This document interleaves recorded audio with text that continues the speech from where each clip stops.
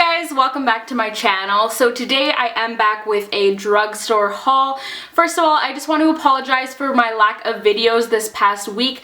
I don't know what was going on. I just really wasn't feeling good. I didn't get sick or anything, but I just wasn't sleeping well and I just had zero energy and I just felt like crap the entire week. So I really apologize. I wasn't able to get up a Valentine's Day tutorial or anything because of that, and I'm super bummed about that. But I mean, I can't do anything about it now. I'm hoping that this week I am going to be feeling a lot better. So far I am, because I really want to get back into filming and editing and just really get back into the swing of things. But anyways, like I said, this is going to be a drugstore haul. If you are Canadian, I'm sure you're familiar with the Shoppers Drug Mart Optimum reward system.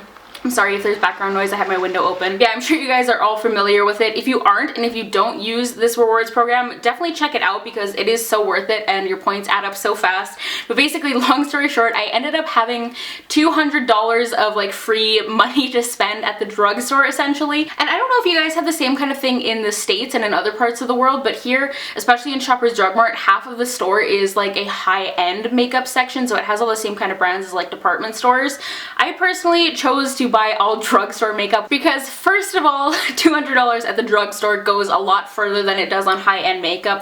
If I'd spent it at the beauty boutique, I could have probably got 4 items as opposed to the 20 drugstore products I got instead.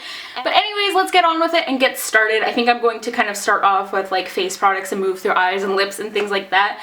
So let's start off with foundations. I actually ended up picking up quite a few foundations, and for these, I'm not sure if I'm going to be testing all of these out on camera, so be sure to let me know in a comment down below if you want to see a first impressions or anything like that on these foundations. The first foundation that I chose was the Rimmel Stay Matte Liquid Mousse Foundation. Someone actually tweeted me an article where it was saying that this is actually a more affordable dupe for the Tarte Amazonian Clay Foundation, which you guys know is my holy grail, all-time favorite, so I'm very interested to try this out. It was $10.99 I think, so way cheaper than Tarte, and I've always heard pretty great things about this foundation, so I'm just excited to test it out and see for myself what all the hype is about.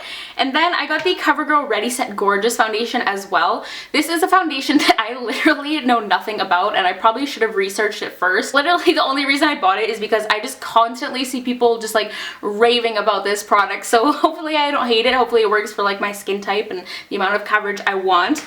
And then finally for foundation, I did decide to pick up the L'Oreal Lumi Cushion. I know this is meant to be really dewy and hydrating, and I do have more oily skin, but I just really had to try this out for myself. I'm sure you guys have all seen it, but it is the cushion style, so you get the little sponge and then the product is just underneath here. I still have mine sealed and everything though. Yeah, maybe this will end up being a disaster on my skin, but I just really needed to see what the hype was about.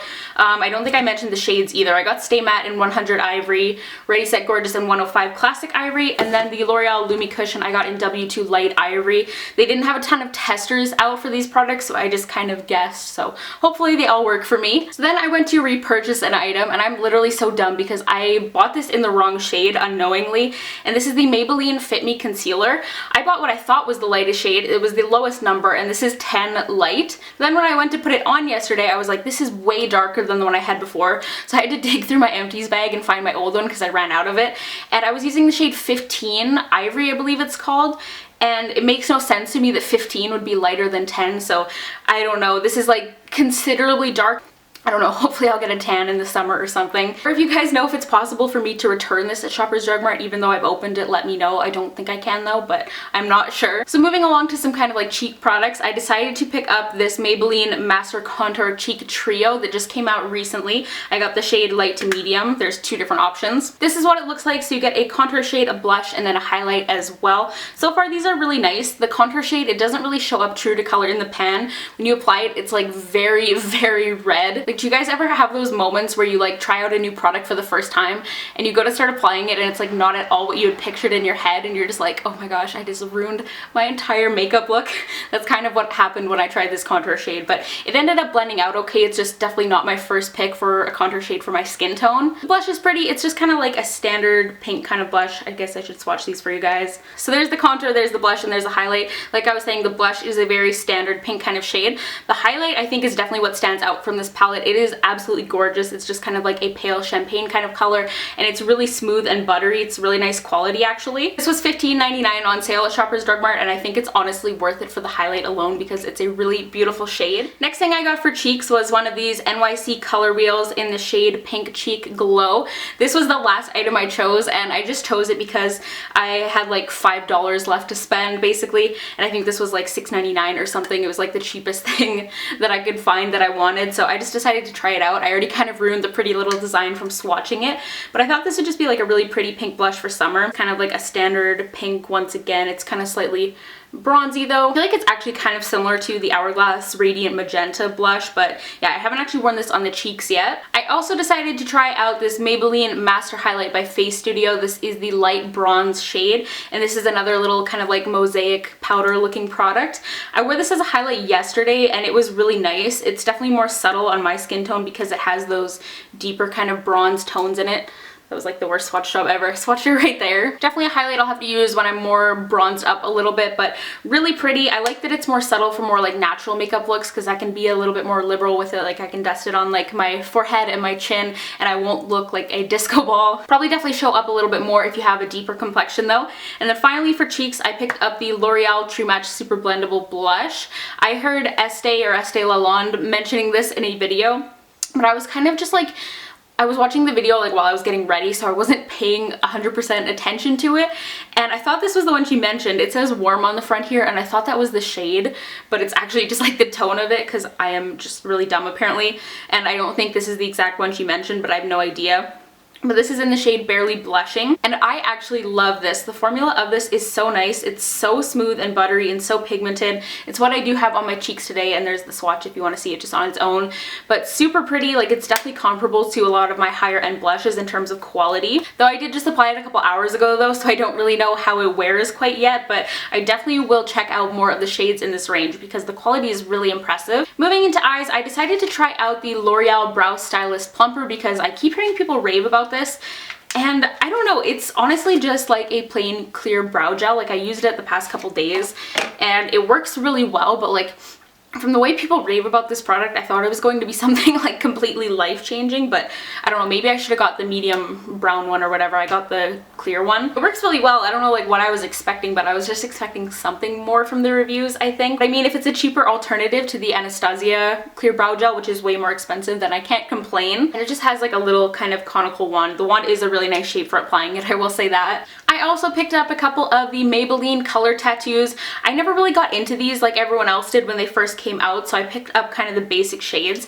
I actually did have one of these forever ago. I had like a bright orange shade that I think was limited edition, but I have no idea what happened to it. I actually did really enjoy that shade though, but I picked up the classic Bad to the Bronze, which is just kind of like a classic bronze shade. I'm running out of room to swatch things here. Yeah, that is just a classic, more cool tone kind of taupey bronze. And then I also picked up Inked in Pink, which is just a really nice pink kind of shade. I think this will be really pretty with like rose gold shadows layered over top of it, but I love like a shimmery neutral cream shadow for spring and summer because they're so easy and effortless.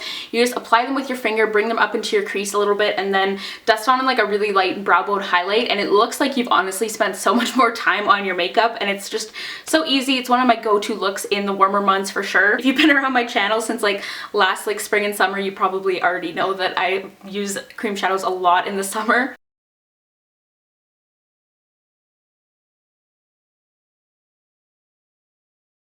And I did decide to pick up a little eye palette. This is one of the brand new CoverGirl TruNaked palettes. I got the golden shade. There is two other ones to choose from. There is roses, and then there's also nudes, which is more like taupey. This one was really pretty. I, of course, initially gravitated towards the rose one, but I was like, I'm going to try something a little bit new. And this one, it's pretty self-explanatory. It's just a bunch of neutral golds and browns, but then you also get a couple really nice kind of olivey green shades in here as well. I heard really great things about these, and they do seem quite pigmented and quite good quality. I'll swatch a couple here for you guys. So yeah, there's like 4 of them swatched there. They're slightly chalky, but they do have pretty good pigmentation. I think if I play around with this a bit more and I really end up liking it, I might end up purchasing the other two just because they are so affordable. For lips, I decided to try out a few new products. The first thing I picked up was the CoverGirl Oh Sugar. These are one of their new tinted lip balms that are kind of meant to be like a drugstore dupe for the fresh sugar lip treatments you can get at Sephora. So it's just a tinted lip balm. This one looks quite a bit darker and redder in the tube than it actually does on your lips. It's very sheer when you apply it. There it is, swatch. As you can see, it just comes out like a medium pink kind of shade. And this is really nice. They are really hydrating.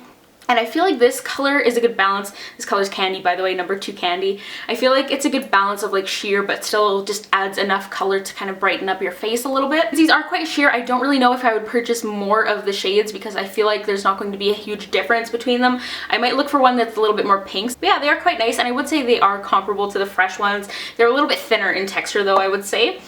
And then I also chose a regular Covergirl lipstick. I love the packaging of the Covergirl lip products. I just thought I would mention that. I think they're so cute. But this is the shade 405 Temptress Rose, and I have already worn the shade. This is just like a really fun, bright, punchy kind of pink. Once again, I think this is going to be great for the warmer months. Can you guys tell I'm like so ready for spring and summer makeup? But that is what it looks like there. Just really bright, really fun. The formula of this too was like impeccable. Like it's so smooth and so creamy. Not too creamy though, to the point where it's going to end up like all over your face. Like it really stays put and has a little bit of staining power as well. They honestly just make your lips look perfect, like so smooth and so plump and just really nice. So I'm definitely going to be checking out more shades of these. And then finally I picked up one of these L'Oreal Le Matte, what are these called? Velvety Full Coverage Lip Color. I have no idea what shade this is, so I'll try and figure it out and have it in the description bar because I think the shade was on like the little sticker on the cap here. But this is just kind of like a twist up lipstick pencil. And this one's just kind of like a warmer pinky nude kind of color. This is nice as well, but I will say the smell is really gross on this. Like it smells like straight up baby powder. Like it smells like a Cabbage Patch doll. I'm not a fan of the scent, so I'm glad I didn't pick up like a ton of these when I was looking at them. And finally, I've got a couple random things. I decided to hop on the bandwagon and try out the Garnier Micellar Water. I decided to get the blue one, which is the dual phase one that you shake up beforehand. I just want to say this is not a true micellar water at all. A micellar water won't have that dual phase kind of action going on. And I know that sounds like I'm trashing it, but I actually really love this stuff. It is so good for removing eye makeup, which is what I primarily bought it for. The past couple days I have been wearing either Benefit They're Real or my waterproof Urban Decay Cannonball mascara, and this just like melted off in like half a second. Like it is no big deal. It's just like gone. Like there's no trace of it left on my lashes. It's so easy. It doesn't irritate my eyes either. This was on sale for $8.29, so I think that's a really good deal, especially because like I said, I'm going to use this primarily just for my eye makeup. So this is 400 ml. It'll last me a really long time. And finally, this is the one item that I actually just bought that I didn't use my rewards points for, but it's kind of beauty related, like hygiene related, so I thought I would include it. I basically have been using the same Nivea sensitive skin deodorant for like years now, and the reason being is because I have super sensitive skin, as you guys know, and most deodorants basically give me like a rash on my underarms, which is not fun, needless to say, I think. But lately that deodorant, I think my body has just adjusted to it because I've been using it for so long, because it is not working for me anymore.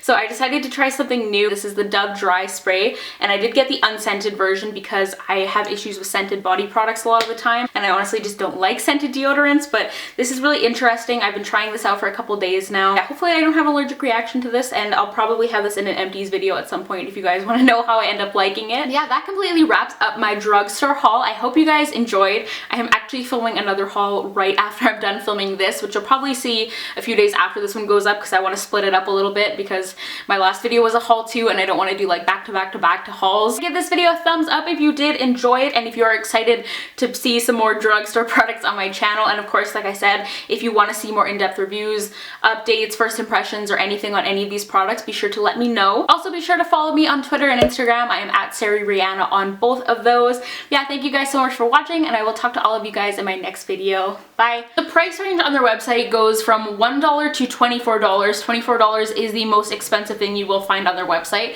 and basically everything is split up into color and